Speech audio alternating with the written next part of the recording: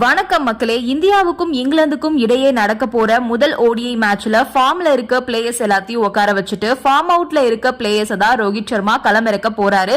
முக்கியமான ஒரு சில வீரர்களுக்கு இந்த தொடர் முக்கியமான தொடரா பார்க்கப்படுது. 6ஆம் தேதி, 9ஆம் தேதி மற்றும் 12ஆம் தேதி 3 ஓடிஐ போட்டிகள் நடக்க போகுது. இப்போ இந்த 3 ஓடிஐ போட்டிகளுமே இந்தியாவுக்கு ரொம்பவே முக்கியம் அப்படின்னு சொல்லலாம். காரணம் என்ன அப்படின்னா 19ஆம் தேதி சாம்பியன்ஸ் டிராபி ஸ்டார்ட் ஆகுது. அந்த சாம்பியன்ஸ் டிராபிக்கு முன்னாடி இந்தியா இந்த ஓடிஐ தொடர்ல தான் ஆட போறாங்க. இப்போ இந்த 3 போட்டியுமே ஒரு வார்ம் அப் கேம் மாதிரி தான் இந்தியாவுக்கு இருக்க போகுது. ஏன்னா இந்த முறை சாம்பியன்ஸ் டிராபி 50 ஓவர் ஃபார்மட்ல நடக்க போகுது. பாகிஸ்தான் தான் ஹோஸ்ட் பண்றாங்க. ஆனா இந்தியா பாகிஸ்தானுக்கு போக மாட்டேன்னு சொன்ன காரணத்தினால இப்போ இந்தியா ஆடக்கூடிய போட்டிகள் மட்டும் துபாயில நடக்க போகுது. அப்போ பாகிஸ்தான் இந்தியாவை எப்படியாச்சும் பழி தீர்க்கணும் அப்படின்னு காத்துட்டு இருக்காங்க. எங்க நாட்டுல நீங்க வந்து ஆட மாற்றீங்க இல்லையா, நாங்க எப்படியாச்சும் கப்பை வாங்கி காட்டுறோம் அப்படின்ற மாதிரி கொலவெறியோட இருக்காங்க.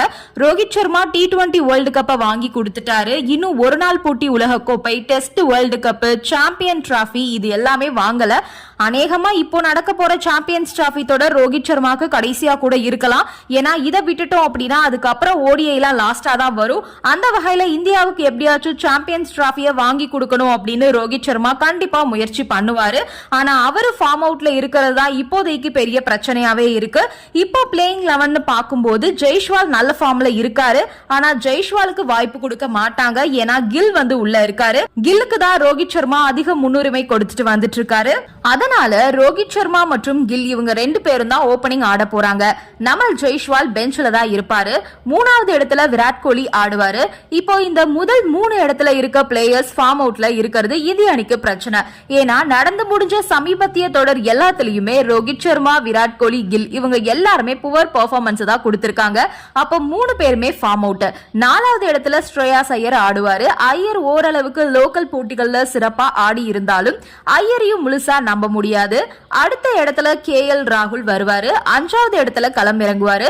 விக்கெட் கீப்பர்னு பாக்குறப்போ நமக்கு பண்ட், ராகுல் 2 பேருமே இருக்காங்க. அதனால KL ராகுல் இப்ப ஓரளவுக்கு ஃபார்ம்ல இருக்காருன்னு 5வது இடத்த ராகுலுக்கு கொடுப்பாங்க. அடுத்து 6வது 7வது இடத்த ஆல் ரவுண்டர்ஸ்க்கு கொடுப்பாங்க. ஆல் ரவுண்டர்ஸ்னு பார்க்கும்போது ஹர்திக் பாண்டியா 6வது இடத்துல வருவாரு. 7வது இடத்துல ஜடேஜா இல்லனா அக்சர் பட்டேல் வரலாம். இப்போ அக்சர் பட்டேல் நல்ல ஃபார்ம்ல இருக்காரு. ஆனா அவருக்கு வாய்ப்பு கொடுப்பாங்களா அப்படின்னு தெரியாது.